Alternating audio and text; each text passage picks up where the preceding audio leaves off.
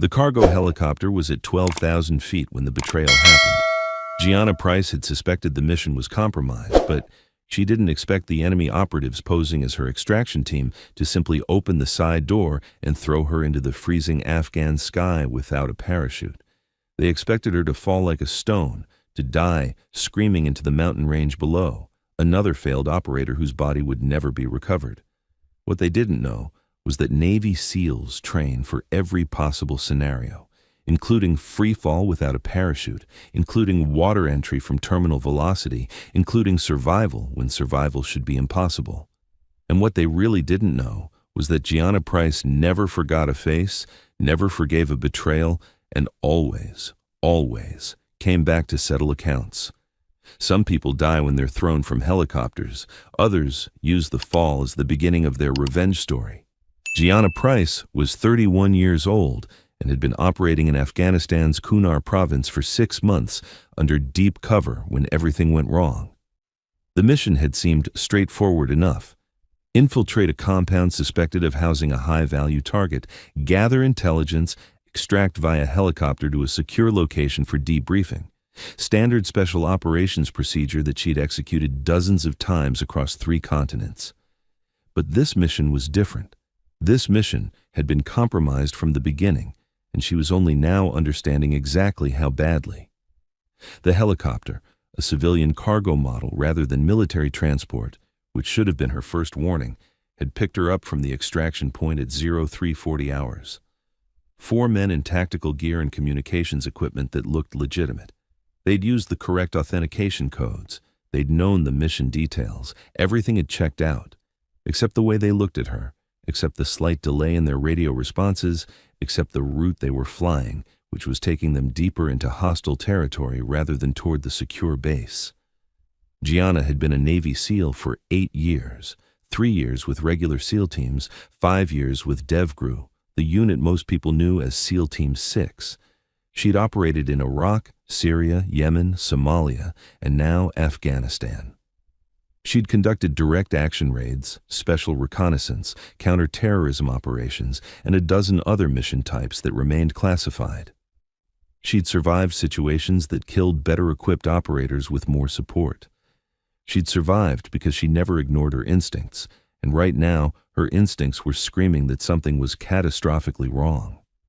The pilot, she could see him through the cockpit doorway, was speaking in rapid Pashto on a radio frequency that wasn't the designated extraction channel. The 4 extraction team members had slowly positioned themselves around her in a formation that blocked her access to the exits and isolated her from any equipment. She was wearing light tactical gear, no body armor for this infiltration mission, no heavy weapons, just her sidearm and basic load-bearing equipment. She'd left most of her kit at the compound, expecting to retrieve it at the secure base, another mistake that was becoming very clear. The man sitting closest to her, tall, mid-30s with a scar running down his left cheek, smiled without humor. "You are Gianna Price," he said in accented English, "the American woman who killed Rashid Malikov 3 months ago in Kandahar." Gianna's tactical computer, the one that never stopped running threat assessments, immediately recalculated the situation. Malikov had been a high-value target, a terrorist facilitator who'd been responsible for multiple attacks on coalition forces.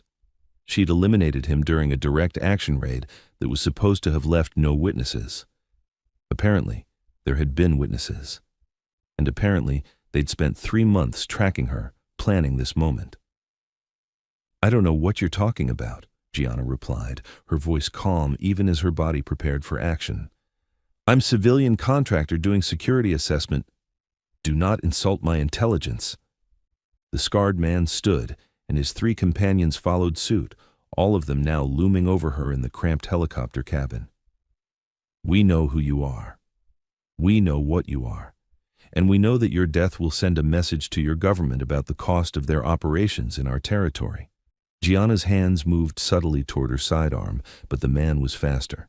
His hand clamped down on her wrist with crushing force while simultaneously grabbing her weapon and tossing it to one of his companions. "You will die today," he continued, his smile widening. "But you will die knowing that we are smarter than your military believes. We have infiltrated your communications. We have compromised your operations. This helicopter, this extraction, this entire mission, all of it was designed to bring you to us. Two of the men grabbed her arms while the third moved to the helicopter's side door. The wind roared as he slid it open, revealing the mountain landscape 12,000 feet below. At this altitude, the air was thin and freezing. The terrain below was a mixture of rocky peaks and deep valleys, with a river visible as a silver thread winding through the landscape. "You Navy SEALs think you are invincible," the scarred man said, raising his voice over the wind noise. "You think your training makes you gods among men. Let us see if your training helps you survive a fall from the sky without a parachute." They dragged her toward the open door. Gianna fought, knee strike to one captor's groin, elbow to another's face. But 4 men against 1, especially men who knew they were dealing with a trained operator, was overwhelming odds in a confined space. They forced her to the edge of the door, the wind tearing at her clothes and gear. "For Rashid Malikov," the scarred man said, "and for all those you have killed in your arrogant wars." They threw her into the empty sky. The first 3 seconds of freefall were pure chaos, tumbling, spinning, the roar of wind, the shock of sudden acceleration as gravity claimed her. 12,000 feet, maybe 70 seconds until impact at terminal velocity. Most people would spend those 70 seconds screaming and dying mentally before their body caught up. Gianna Price spent the first 3 seconds controlling her spin and transitioning into proper freefall position. SEAL training included HALO and HAHO jumps, high altitude low opening and high altitude. High opening parachute insertions. She'd done dozens of training jumps and multiple operational jumps. She understood freefall dynamics, body positioning, and terminal velocity management. What SEAL training also included, though this was taught only to DevGru operators and a handful of others, was emergency water entry protocols for no parachute scenarios. It was the kind of training that most military units considered too dangerous to teach, the kind that had killed several operators during development, the kind that was only shared with people who might actually need it. Gianna had completed that training 2 years ago during an advanced capabilities course that her instructor had called How to Survive Scenarios That Should Kill You. The course had covered cliff diving from extreme heights, water entry at terminal velocity, and the specific body positioning and breathing techniques required to survive impacts that would kill an unprepared person. She'd never expected to use it outside of training. Now, it was the only thing between her and death by impact. Stabilizing her freefall, she assessed the situation with the same tactical analysis she'd apply to any mission. Altitude, approximately 11,500 feet and dropping. Terminal velocity in thin mountain air, roughly 120 miles per hour. Time to impact, about 60 seconds. Terrain options, Rocky Mountains, certain death, valley slopes, certain death, or the river she'd spotted from the helicopter, possible survival. The river. That was her target. At terminal velocity, hitting water was like hitting concrete, but with the right body position, the right breathing technique, and the right entry angle, a trained operator could survive. Survive being relative, she'd likely sustained significant injuries, possibly broken bones, definitely massive bruising and trauma. But survival was survival. Gianna adjusted her body position, steering her freefall toward the river. In proper freefall position, belly toward earth, arms and legs spread, she could track horizontally at speeds up to 25 miles per hour. At her current altitude and trajectory, she calculated she could reach the river section she'd identified before impact. 50 seconds to impact.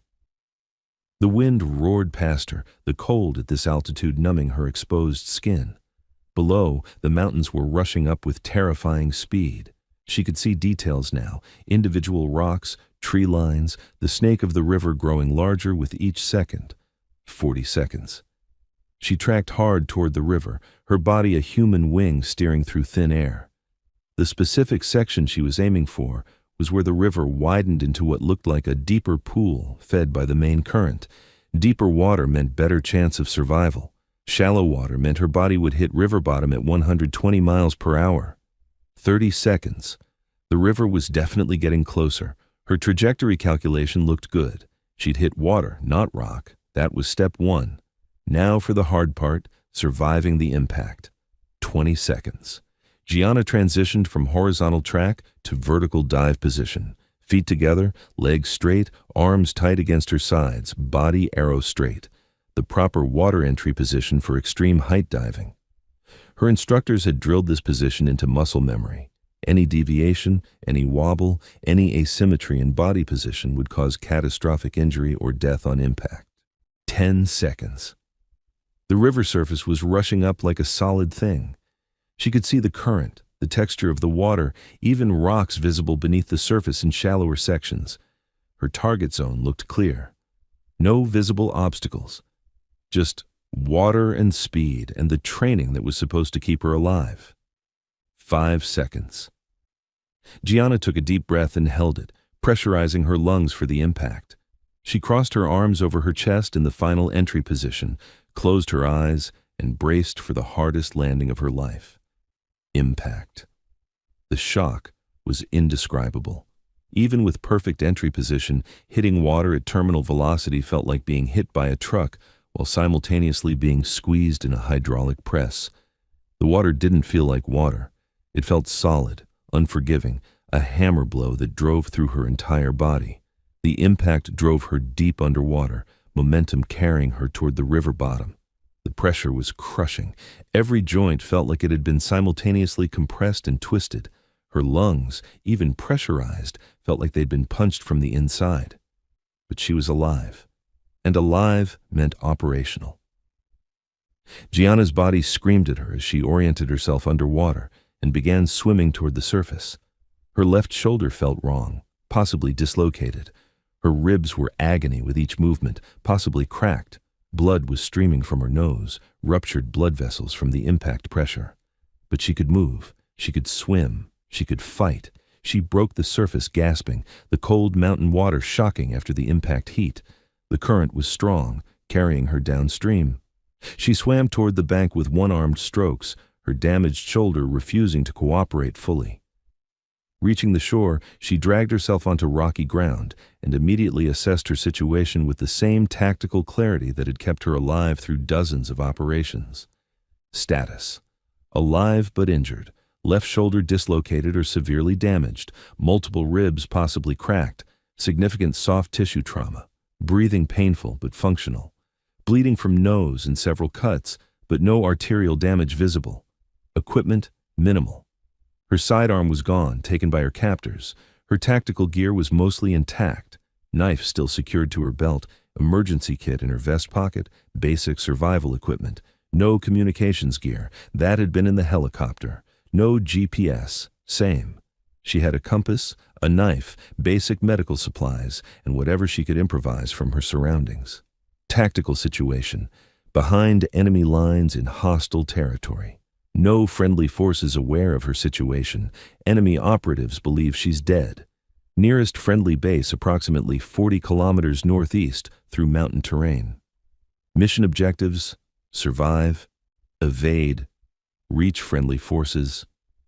And then, this part wasn't in any official mission briefing, but it was absolutely part of her personal objectives: hunt down the 4 men who'd thrown her from that helicopter and make them regret every decision that led to this moment. Gianna forced herself to focus on immediate survival first. Using her good arm and an improvised technique she'd learned during survival training, she relocated her dislocated shoulder by bracing it against a rock and using her body weight to force the joint back into place.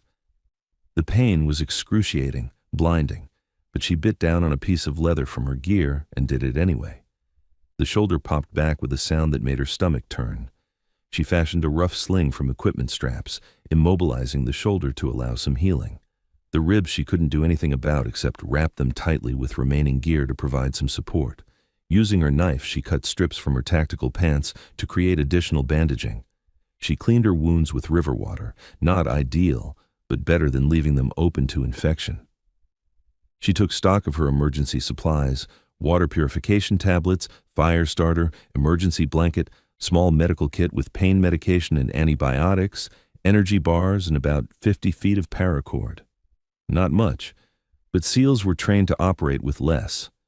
The sun was setting, which meant she'd been unconscious or in shock longer than she'd realized. Night was coming, and with it, dropping temperatures at this altitude. She needed shelter, warmth, and a plan. Over the next 3 hours, Gianna built a small survival camp in a concealed position under an overhang near the river. She started a small fire using the fire starter and dry tinder, positioned so the smoke would disperse and not give away her location. She boiled river water for drinking. She ate 1 energy bar, rationing the rest. She took 2 of the pain medication pills, knowing she needed to stay functional despite her injuries. And then she sat by the fire and thought about the 4 men in that helicopter. The scarred man, the pilot, the 3 others whose faces were burned into her memory with the kind of perfect recall that came from the moment someone tried to kill you. She'd seen them clearly. She'd remember them perfectly. And when she found them, not if, when, they were going to learn exactly why throwing a Navy SEAL out of a helicopter was the worst decision of their lives. But first, survival and evasion. She pulled out her compass and checked her position relative to the setting sun. Northeast toward the nearest friendly base, 40 kilometers through mountain terrain while injured and without proper equipment. She'd need to move at night when possible, stay hidden during day, avoid enemy patrols, and manage her injuries well enough to keep moving. She'd done harder missions, not many, but a few. Gianna allowed herself 3 hours of sleep by the fire, her body desperately needing rest to begin healing. She woke before dawn, buried the fire, and began moving northeast through the mountains using terrain features and her compass for navigation. The journey took 4 days. 4 days of moving through hostile territory, avoiding shepherds and local villagers who might report her presence, drinking from mountain streams, eating the remaining energy bars and supplementing with edible plants she identified from survival training. 4 days of managing pain that turned every step into an exercise in willpower, of resetting her makeshift sling when her shoulder began aching unbearably, of sleeping in cold hide sites and moving through darkness. On the 4th day, she made contact with a U.S. Army patrol operating near the border of the friendly controlled zone. The soldiers nearly shot her. She looked like a hostile combatant, covered in dirt and blood and wearing tattered tactical gear, until she identified herself using authentication codes and unit information that only a real operator would know. Within 6 hours, she was at Bagram Airfield being examined by medical personnel who couldn't believe she was walking around, much less had covered 40 kilometers of mountain terrain, with a recently dislocated shoulder, 3 cracked ribs, and massive soft tissue trauma consistent with extreme height water impact. "You should be dead," the doctor told her bluntly. "The impact trauma alone should have killed you, or at least rendered you unconscious long enough to drown. The fact that you not only survived but walked 40 clicks through hostile territory. I don't know what they teach you at DevGru, but it's apparently effective." "Just basic swimming," Gianna replied, her voice hoarse from 4 days of minimal water and maximum exertion. The debriefing came next. Intelligence officers, command staff, security personnel, all wanting to understand how her mission had been compromised, how the enemy had known her identity, how they'd managed to infiltrate the extraction operation. Gianna told them everything: the helicopter, the 4 men, the scarred leader, the betrayal, the fall, her survival, her evasion and escape. "We're investigating the security breach," the intelligence officer said, a major named Richardson who looked like he hadn't slept in days. "Initial findings suggest the compromise came from corrupted communications intercepts. These weren't random militants who grabbed you. They were a professional team specifically targeting our special operations personnel." "I need their identities," Gianna said quietly. "I need to know who they are, where they operate, and how to find them." Richardson looked uncomfortable. "Ms. Price, you're injured, and you've just completed a survival ordeal that would break most people. You need medical treatment, rest, and rotation back to the States for recovery. We'll handle the follow-up on the hostiles who targeted you." "With respect, Major, I'm not asking permission." Gianna's voice remained quiet, but there was steel underneath. "Those men threw me out of a helicopter expecting me to die. I survived. Now I'm going to find them and make sure they understand the consequences of their mistake. You can help me by providing intelligence, or I can do it myself, using resources I've developed over 8 years of operating in this theater. Your choice." Richardson exchanged glances with the other officers present. Finally, he pulled out a tablet and brought up several photographs. "We've identified 3 of the 4 men from your description. The scarred individual is Karim Bashir, former Pakistani ISI officer who went rogue 5 years ago. He's been operating as a facilitator for various terrorist networks, specializing in targeting coalition special operations. The pilot was identified from flight patterns as Yusuf Ahmadi, an Afghan with links to several insurgent groups. The other 2 men are still being identified, but we have leads." "Where does Bashir operate from?" Gianna asked. "We have intelligence suggesting he maintains a compound approximately 60 kilometers northwest of here, near the village of Daraz. It's well defended, difficult to approach, and in territory that's nominally friendly, but realistically hostile. We've been considering it as a target for a full mission package, but it hasn't risen to priority level yet." "It's priority level now," Gianna said. "I need mission approval for direct action against this target." "You're injured." "I'm operational. Medical cleared me for light duty. This is light duty." "Light duty doesn't include solo direct action raids on fortified compounds," Richardson protested. "Then authorize a team," Gianna replied. "DevGru has assets in theater. Authorize a direct action mission against Bashir's compound with me as primary operator. Standard assault package. Get it approved through channels, or I'll use my operational discretion to classify this as time-sensitive target engagement under existing mission authorities." She was bluffing, sort of. She didn't actually have the authority to unilaterally launch missions, but she was banking on Richardson not wanting to deal with the paperwork nightmare of trying to stop a DevGru operator who was technically still on mission status. Richardson sighed. "Let me make some calls. You get medical to sign off that you're actually fit for operations, and I'll see what I can do about getting you a mission package." 3 days later, Gianna stood in the Tactical Operations Center at Bagram, reviewing mission plans with a 6-man DevGru team that had been brought in from another operation specifically for this raid. Her shoulder was still tender, but functional. Her ribs were taped and painful, but manageable. The doctors had reluctantly cleared her for operations, with the caveat that she was medically insane to be doing this. The mission plan was straightforward. Helicopter insertion 5 kilometers from the target compound, approach on foot under cover of darkness, breach and clear the compound, eliminate or capture Bashir and his associates, extract via helicopter. Standard direct action mission that DevGru teams had executed hundreds of times.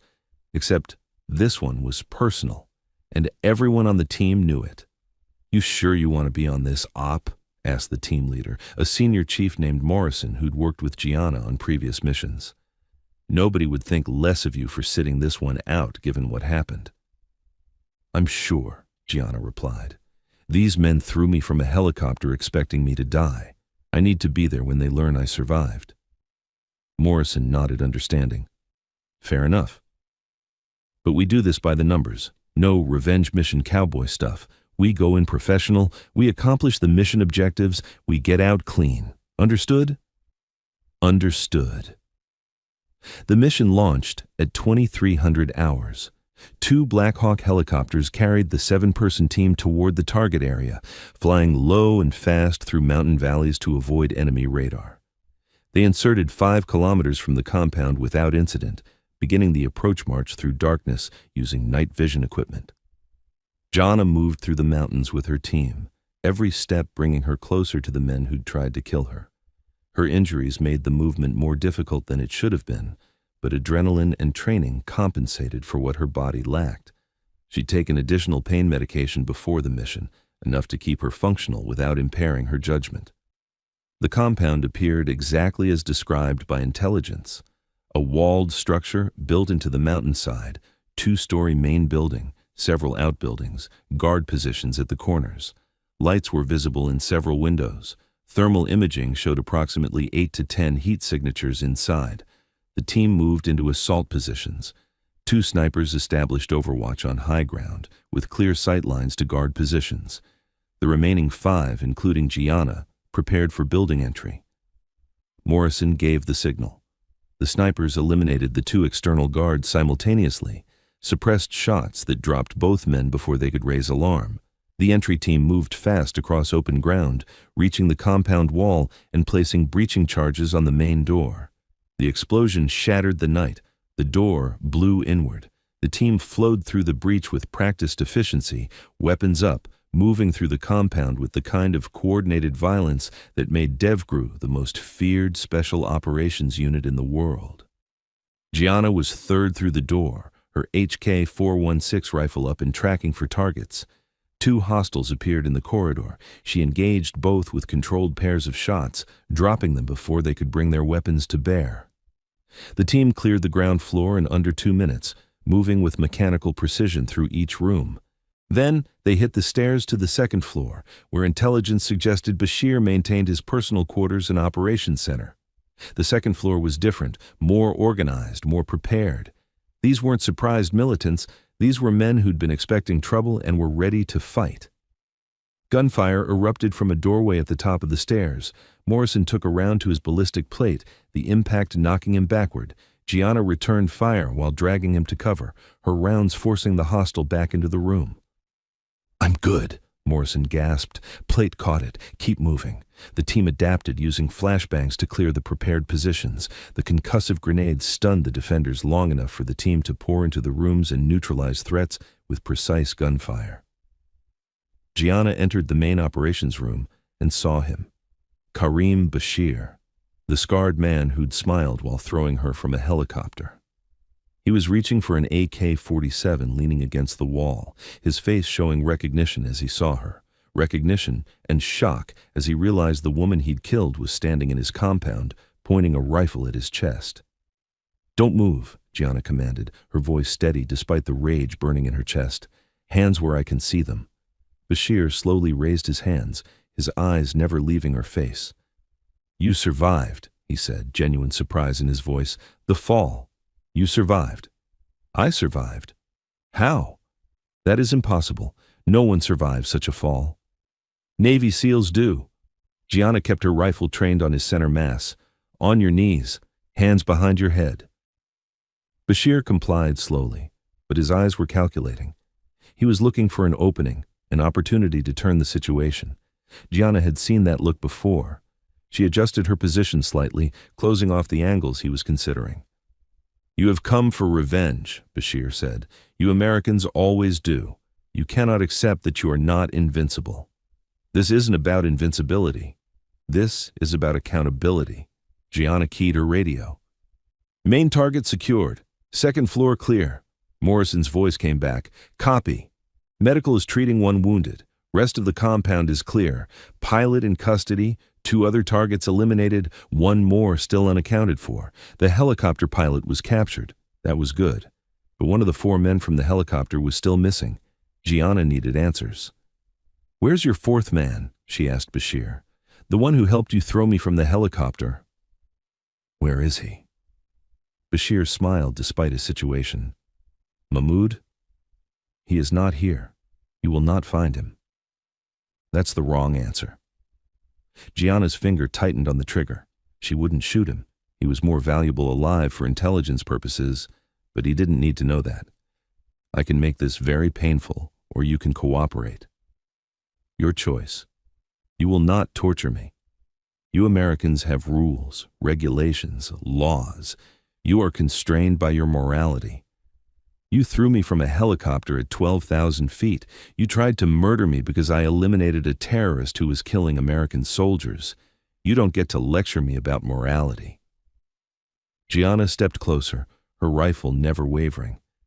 "And you don't get to assume I'm constrained by anything except mission success? Where is Mahmoud?" Bashir's smile faltered slightly. He was reading her expression, her body language, the absolute certainty in her voice that she would do whatever was necessary to get the information she needed. "Mahmoud went to Kabul," he said finally. "He has family there. He left 2 days ago." "Address?" Bashir hesitated, then gave her a location in Kabul's outskirts.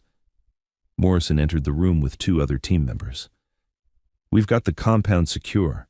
Explosives team found weapons cache and intelligence materials. This is a good haul." "And we have one more target to collect," Gianna said. "Mahmoud Kadir, Kabul location." She relayed the address Bashir had given. "I need authorization for follow-up operation." "You need rest," Morrison countered. "You're running on pain meds and adrenaline. Let us handle the follow-up. This is my mission." "And you've completed it. Target captured, compound cleared, intelligence gathered, mission success." Morrison's voice was firm but not unkind. "You proved your point, Gianna. You survived their attempt to kill you, you tracked them down, and you brought them to justice. That's enough. Let us pick up the last one." Gianna wanted to argue, wanted to insist on being there when they grabbed Mahmoud. But Morrison was right. Her shoulder was screaming despite the medication. Her ribs were agony with each breath. Her body was running on reserves that were nearly depleted. "Fine," she said finally, "but I want confirmation when you have him." "You'll get it." The extraction helicopters arrived 20 minutes later.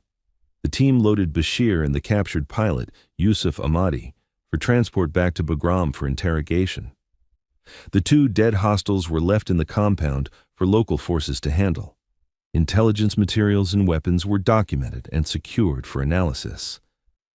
As the helicopter lifted off from the compound, Gianna looked out at the mountain landscape passing below. Somewhere down there was the river where she'd impacted 4 days ago. Somewhere down there was the place where she should have died. But she hadn't died. She'd survived because she was trained to survive. And now the men who'd tried to kill her were in custody, facing interrogation and imprisonment that would last the rest of their lives. 2 days later, Morrison sent her a message. "Mahmoud Kadir in custody. All 4 targets accounted for. Mission complete." Gianna sat in her quarters at Bagram reading that message, feeling the satisfaction of a mission accomplished. The 4 men who'd thrown her from a helicopter were all either dead or captured.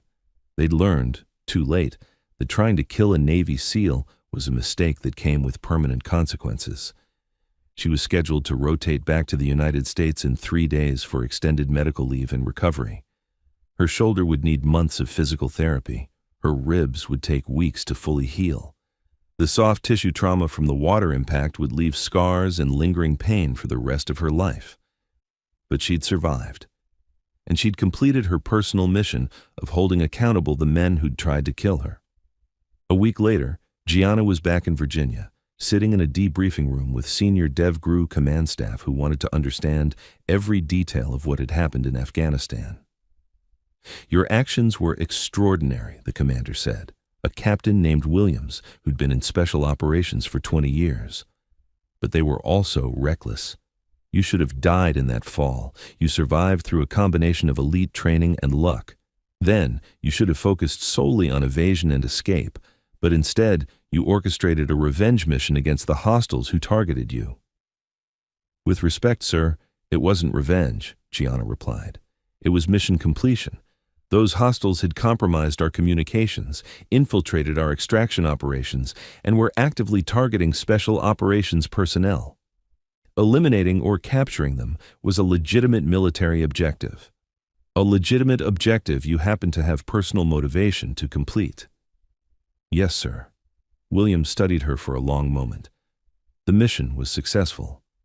The intelligence gathered from Bashir's compound has already led to 3 additional operations. The security breach has been identified and closed.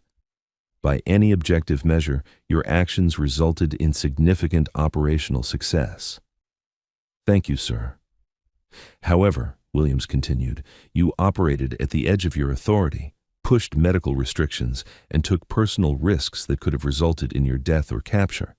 These are concerns that will be noted in your file." "Understood, sir." "On the other hand," Williams allowed himself a small smile, "you also demonstrated exactly the kind of adaptability, resilience, and tactical excellence that makes DevGru the premier special operations unit in the world. You survived a scenario that should have killed you, evaded through hostile territory while injured, and then led a successful direct action mission against the hostiles responsible. That kind of performance doesn't go unrecognized." He slid a folder across the table. When you're medically cleared for duty, there's a position available with advanced training section, teaching survival, evasion, water entry protocols, all the skills you use to survive that fall. We think your experience would be valuable for training the next generation of operators. Gianna opened the folder and reviewed the position description. Teaching, passing on knowledge, ensuring that other operators had the skills she'd use to survive the unsurvivable. I accept, sir. 6 months later, Gianna stood in a training facility at a classified location, watching a group of DevGru candidates prepare for extreme height water entry training. These were the operators who'd already completed SEAL training, already proven themselves in combat, already demonstrated the baseline excellence required for DevGru consideration. Now, they were learning the advanced skills that might save their lives when everything else failed. The scenario you're training for, Gianna told the assembled operators, is the one where you're falling from a compromised aircraft without a parachute. The scenario where your only option is water entry at terminal velocity. The scenario that most people consider unsurvivable. She gestured to the training platform they'd built, a 100-foot tower with a deep pool below, designed to simulate the physics and impact of extreme height water entry at a scale that was challenging but not lethal. I'm going to teach you how to survive it, not because you'll probably need it. Statistically, most of you will never face this scenario, but because if you do face it, you need to know that survival is possible with the right training and the right mindset. One of the candidates raised his hand. Instructor, is it true you survived a fall from 12,000 feet? Yes. Without a parachute? Correct. How? Gianna smiled slightly. By using the exact training we're about to teach you. Body positioning, impact management, water entry technique, and most importantly, the understanding that impossible situations just require impossible solutions. Navy SEALs don't need parachutes to survive. We just need training, skill, and the refusal to accept death as inevitable. She climbed the tower stairs, reaching the top platform 100 feet above the water. The candidates watched from below. At this height, the fear was real. The impact would hurt. The natural human instinct was to refuse the jump. But Gianna had taught herself to override instinct with training, fear with discipline, and impossible odds with skill and determination. She stepped to the edge of the platform, positioned her body in proper entry form, and jumped. 100 feet of freefall, 3 seconds of acceleration, impact with water that felt like concrete but wasn't quite solid enough to kill. Her body absorbed the shock, dove deep, and then surfaced with controlled swimming. She climbed out of the pool and looked up at the candidates still standing at ground level. That's what we're training for, she called up to them. Who's next? One by one, the candidates climbed the tower. One by one, they faced their fear. One by one, they learned the skills that might someday save their lives when they were falling from the sky, with no parachute and no options except the training that separated Navy SEALs from everyone else. And Gianna watched them train, remembering a cold mountain sky in Afghanistan, remembering 4 men who'd thrown her into empty air expecting her to die, remembering the river that had broken her body but not her spirit. Those men were in prison now, facing decades behind bars for their attempts to kill American Special Operations personnel. They'd learned, too late, that Navy SEALs don't die easily. They survive. They adapt. They come back. And they make sure that everyone who tried to kill them understands exactly why that was a fatal mistake. Gianna Price had survived the unsurvivable.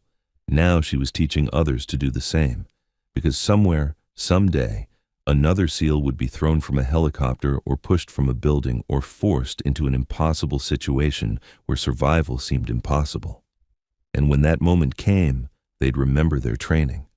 They'd remember that Navy SEALs don't need parachutes. They just need skill, determination, and the absolute refusal to accept death when survival is possible. Even when survival requires falling 12,000 feet into a mountain river at terminal velocity. Even when survival requires tracking down the men responsible and making them face justice. Even when survival requires becoming the hunter instead of the hunted. 2 years after her fall from the helicopter, Gianna Price received a secure message through classified channels. It was from Major Richardson, the intelligence officer who'd helped authorize her revenge mission against Bashir. The message was brief. Karim Bashir died in prison yesterday. Heart attack, natural causes according to medical records. Thought you'd want to know. His last words to the guard were reportedly, "She survived the fall." How did she survive the fall? He never stopped trying to understand it. Gianna read the message twice, then deleted it. Bashir's obsession with understanding her survival was fitting. He'd spent his final years imprisoned and haunted by the impossibility of what she'd done. But for Gianna, there was no mystery, no impossibility, just training, skill, and the kind of determination that defined every Navy SEAL who'd ever worn the trident. She returned to her work training the next generation of operators, teaching them the skills that had saved her life and would someday save theirs. Some lessons were taught in classrooms, others were taught from 100-foot platforms above water where fear and reality met training and determination. And every single operator who completed her course left understanding one fundamental truth. Navy SEALs don't need parachutes to survive, they just need to be Navy SEALs. The scars from her injuries never fully faded. Her shoulders still ached in cold weather. Her ribs sometimes reminded her of their damage when she breathed too deeply. The soft tissue trauma had left marks across her body that would never completely disappear. But those scars were reminders of what she'd survived, evidence of the moment she'd been thrown from a helicopter and lived to tell the story. Proof that impossible situations just required impossible solutions. Somewhere in the mountains of Afghanistan, there was still a river where she'd impacted at terminal velocity. Somewhere in those mountains, there was still a compound where she'd brought justice to the men who'd tried to kill her. And somewhere in that same mountain range, new operations were being conducted by new operators, some of whom had been trained by Gianna Price herself. Operators who knew that if the worst happened, if they found themselves falling from the sky without a parachute, survival was possible. Because their instructor had proven it by surviving, evading, returning, and exacting justice on those who'd underestimated what a Navy SEAL could do.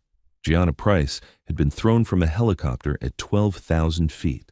She'd survived, she'd hunted down her attackers, and she'd turned her impossible survival into a legacy that would save lives for generations of operators to come.